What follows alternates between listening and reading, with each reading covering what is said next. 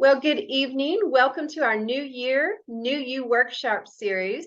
We are in our fifth week of our 8-week series. So excited to bring to you a new topic tonight. My name is Dr. Barbie Phillips, and I am from Fargo, Oklahoma, and I'm a chiropractic physician for people and animals. My wonderful co-host tonight is Kathleen, and I'm going to let Kathleen introduce herself. Good evening or hello, whatever time you're watching this. I'm Kathleen Oliveri and I live in Mississippi, and I worked at Mississippi State University where I officially retired, but in retirement, I still teach a couple of classes for them, and I enjoy doing that. And so I'm so glad to be here with Dr. Barbie because she always brings her A game and I learn so much. So tonight's topic is gut health. And what's very interesting about this is that there are 40% of all adults have some type of GI disorders. Now, so that means you may not experience any type of GI disorders or digestive disorders, but I bet there's somebody in your house that does. Because I think it affects a lot of us, not just the ones who, the 40%. It's if you have someone in your family, more than likely you do. And then 20 million Americans suffer from some type of chronic digestive issue. That's a lot of people. When we start thinking about our gut health and what it means for us, and what's even, of course, this number does not surprise me, but because of we have so many different digestive issues, 25% of all surgical procedures have something to do with our digestive diseases. To me, that was really interesting. I did not realize that it was so widespread when we start looking at these numbers. So, Dr. Barbie, help. What can we do? Well, first, let's talk about what bad guts can be caused from, because I think it's important for us all to look at our lifestyle and be able to evaluate those things that could be affecting us in some way that maybe creates gut issues. And when we're talking about the gut, we're going to include the stomach and the intestines because it's all one large system. And so this could be anything from bloating to diarrhea to vomiting, inflammation of the gut, constipation, even just nauseousness, or a lot of gas. And we're lots and lots of the population, a lot of my clients have a lot of these concerns. And so let's talk about some of the reasons. First of all, I want to talk about things like bacteria in our foods. I don't know if any of you have, but I have twice in my lifetime experienced food poisoning from bacteria in foods. So it might be the potato salad that was left out too long at the picnic, or maybe some leftover food that was left on the counter, or even you ate at a restaurant and got a little bit of an icky gut afterwards. So that can certainly be a cause. Infections, which interesting enough, can often go weeks, months, or years undetected or undiagnosed. People might experience weight loss. They might experience that they just get really upset guts when they eat. And sometimes there can be bacteria and infections that just sit in the gut that go undiagnosed. So it's important that we take note that that can happen and ask our physicians about that if we are struggling. Stress is a big one. Stress releases so many different hormones. It messes up the flora of our gut terribly. So when we don't control our stress, we have all kinds of things that can get upset, whether it be ulcers in the gut or just nauseousness, upset tummy, or all the way to the constipation or irritable bowel or diarrhea.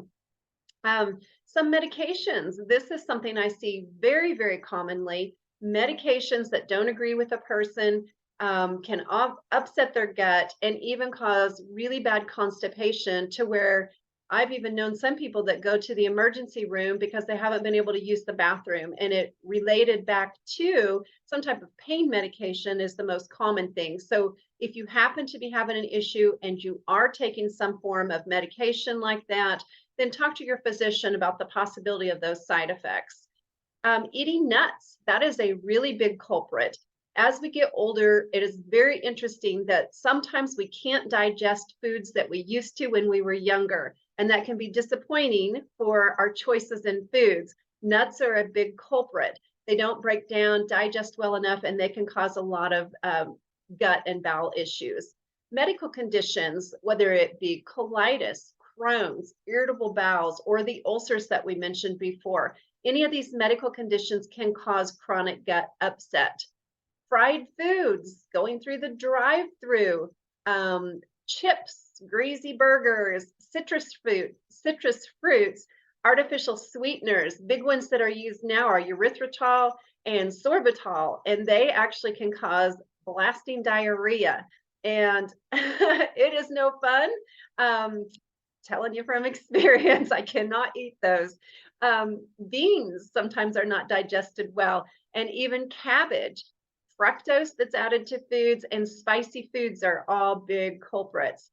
And interesting enough, we all want to add more fiber to our diet. But did you know that too much fiber can actually plug you up? So fiber is really important, but getting the right types of fiber so that it actually benefits your GI tract or your digestive tract. And dairy foods, wow, is this a big culprit? Because a lot of the population is lactose intolerant. They don't digest the enzymes in the dairy foods. So whether it's cheese, yogurts, whether it's milk, a lot of people can't digest that anymore. And the interesting thing is it can cause chronic inflammation, not only in your gut, but something also to know is that your gut and your sinuses are related. So when you have sinus problems, your gut is out of balance. And that can just be chronic inflammation. I have many of my patients do a 10-day test and go completely off dairy for 10 days. And most of the time, it's going to clear up those sinuses and other inflammatory conditions in the body. So good to know on that. Chocolate and caffeine can actually disrupt the gut as well. Too much of either of those is not good for us. And sodas, things that have caffeine in them like that. And they also are full a lot of the time of high fructose corn syrup, which wrecks the bacteria of the gut. So high fructose corn syrup can be found in anything from ketchup, salad dressings, even bread or packaged and processed foods. So read the label, turn it around, and see if there's high fructose corn syrup in it. Because even if you have something that's healthy, which really gets under my skin, and it's labeled as nutritious, you flip that around and see the high fructose corn syrup, it's acceptable by the FDA, but it is not healthy for our guts. So important to understand. Too much meat in the diet also can cause some issues, and especially if we eat that meat late in the day, and our digestive system does not have time to break it down and pass it and eliminate through our system. It can sit in the gut and putrefy, spoil, and then really give us bloating or gut issues. So gluten in foods is another one. You or somebody you know may know someone that has gluten intolerance. Well, let me shed some light on this. Used to, whenever our breads and things were made, it was good whole grain products. Even when you see on the shelf like whole wheat or those kinds of things, they may have the high fructose corn syrup, but they also may have gluten in them. But here's the thing, gluten is really not the problem. If you look at what they have found through their research, it's the Roundup sprayed on the grains of the products that are put in the food. And the Roundup is destroying the gut bacteria of all of us. So it's important to know where your food sources come from. And sometimes we can't, so we need to support the gut. Another thing that might take you by surprise is hand sanitizers.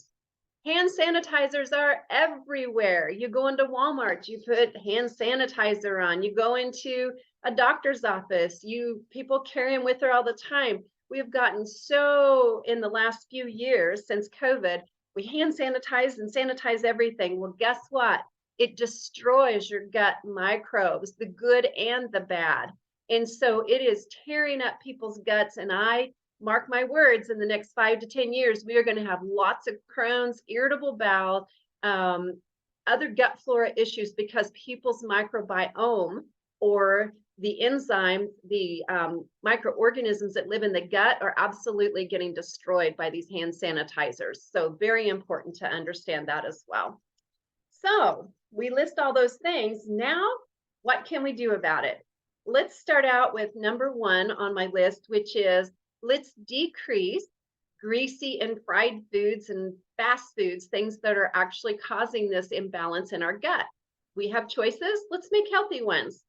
How about eating non-genetically modified foods? Very, very important. Or eating organic foods. If you live where we live, the the choices on that are pretty limited. We don't have the whole foods and the things like a lot of places have. So great for the people who do, but those of us who don't, we need to have a little extra support. But when you have that option, choose that. Or go to your local farmer's market. A lot of these people grow their vegetables and things without the harmful chemicals, and just ask questions, see what they use on it. Or get really out there and start growing your own produce. If you have time and you have an interest, there's definitely a lot of benefits to that. And I have some clients that do that, so I get to reap the benefits of that every summer, which is pretty awesome. Eat more plant-based foods. Raw foods have a lot of enzymes that are really healthy for the gut. You can saute them or steam them, but the more you cook them, the more you're going to destroy the natural enzymes in the foods, and you're not going to get the extra benefits of that. So don't cook too much. If you're microwaving and cooking them to excess, you're pretty much eating food that's dead. I don't know how else to put it to you. Juicing in a juicer with fresh vegetables and some fresh fruits, you can increase the enzyme activity and actually help heal gut issues when you get these fresh enzymes. And the cold pressed ones are really wonderful. That's kind of the best ones. And you can make them ahead of time and store them in the refrigerator. If you're just juicing and you're juicing and storing them in the refrigerator, you're going to lose, I think it's roughly around 20% of the enzyme per day in the jar. You're still going to get some benefits, but it's better if you just do it fresh and drink it. Also, you can make substitutes for milk products, whether it's oat milk or almond milk. There are options out there that you can substitute milk for, and then that makes your gut healthy. And they even have some options with almond milk for cheeses and yogurts and stuff. They do not have that in our area, but I have had some clients that have picked those up at Whole Food stores and such. And then learn how to combine your foods for digestion. This is important. Like when we eat melons or fruits, they should completely be eaten by themselves. That's how those enzymes are best utilized in the gut. And then if we eat vegetables, they can be eaten alone or with your protein, or they can be eaten with carbs as well. And then protein, you want to eat with good carbs, which are going to be some of your vegetables, and then also whole grains, but do not eat it with potatoes and bread. So the American meal of steaks, potatoes, and bread, guess what? Horrible for the gut. So making some better choices is really important. Eating whole grains is really important. And we talked a little bit about this. Just because it says whole wheat on the package or even says organic, read your labels, because there are sometimes some bad things in there if you flip those labels around. So read and check those labels. And then one last thing I'll add, actually there's a couple, but one is essential oils. Two of my favorite are Digize from Young Living essential oils and peppermint. You can rub those around the navel area, on the intestinal area in a clockwise fashion. You don't want to go counterclockwise or you'll plug yourself up. So make sure you go clockwise when you're rubbing that on, and that can often relieve digestive discomfort and give you a little bit of relief as well. And then, of course, we want to always think about adding healthy supplements to our diet, because our diet is often not going to be perfect, and it's not going to be readily available in the nutrition that we want sometimes, because our soils are so depleted and our foods are not as good as what they used to be. So I am going to let Miss Kathleen talk to you about these quality supplements that can help and assist. Every time we do this, I learn so much, Dr. Barbie. I just cannot, I should have been taking notes. I'm going to have to go back and watch this because of all the things that you told me and the things to watch out for. Very interesting. A lot of things I did not know. So thank you so much. So gut issues in our family, let me tell you what we do. There are 3 things that I pretty much is my standard go-to. And one of them is taking Yeah, throw it around, taking Biome every day. And this is a product that is a capsule, and this really does help gut issues. And if you look at it, what's in it, if you care about what's in it, there's 16 different, I think, probiotics, and those are live microorganisms, and they're the good bacteria. And that can that change in the microbiome of your gut, it does help support the metabolism. And then prebiotics, this also has prebiotics, and not all of these types of products have pre and probiotics, but this does have prebiotics, and that does promote the growth of the good bacteria in your gut, because we want that good bacteria to aid in the digestion. So that's one thing I do, is take the Biome. This is a great product to take. And there's two other things that I do. Always my mainstay. This is the foundation of everything that I do, any supplement, every day this gets taken. This is redox signaling molecules. These are made in our body. This is the only way we can get them outside of our body. And they really do help with the cell signaling in our bodies. They help detect, repair, and replace bad cells. And it helps cells communicate to do the things they're supposed to do. Because if given a chance, our body will heal itself. And that's what we want to do with the things that we're talking about, is let the body function properly. And ASEA redox signaling molecules, it also opens up 5 genetic pathways, and one is of interest tonight. You have inflammation, autoimmune, hormonal, cardiovascular, and ding, ding, ding, digestion. So it does help open up the genetic pathway. So this does help with our digestion. The last thing I want to talk about is our Renew 28 gel. And I love this gel, 4 ingredients only in here. And what I like about it is that with those 4 ingredients, it's pretty much, in fact, it is the same, not pretty much, it is the same ingredients. They're both redox signaling molecules. This is internal, this is external. And so when you rub this on your skin, it absorbs. And for me, I like it because it works from the outside in. And it absorbs very quickly. Okay. And so what you do then is you would take the Renew 28 gel, and rub it on your stomach area, around the gut. And so that is what you would do with this. So with these 3 products, the Biome is really going to kind of help stabilize and just kind of keep it healthy, try to help combat some of the things that Dr. Barbie talked about. Then you're going to take the redox signaling molecules. It's the drink and liquid, this is a liquid form that we take, and then the Renew 28. So these 3 are my mainstays, and these really do help with gut issues that Dr. Barbie's talked about tonight. Thank you, Kathleen. And when I first started my ASEA journey, I used lots of Renew 28 for some gut issues. And boy, did it bring me relief. And you just apply it over and over until it absorbs enough where your body has enough of the redox molecules to where it can start to balance those things out and balance the inflammation out. So thank you for that information. And now, what did I forget, Dr. Barbie, on this is, what are some things you need to add along with this that I didn't say about these great products? You did a fantastic job. I think you explained them very well. The biggest thing is, think about your gut. When it's inflamed, or any part of your body, then we get, symptoms. And with what you explained, they are going to help control the inflammatory response. And that's so important. And there's lots of products out there, but what we know and our research shows through the ASEA company is they are a very reputable company. They have the science behind the products. And if anyone is interested in getting any of that information, just reach out to us, and we are happy to share that information with you.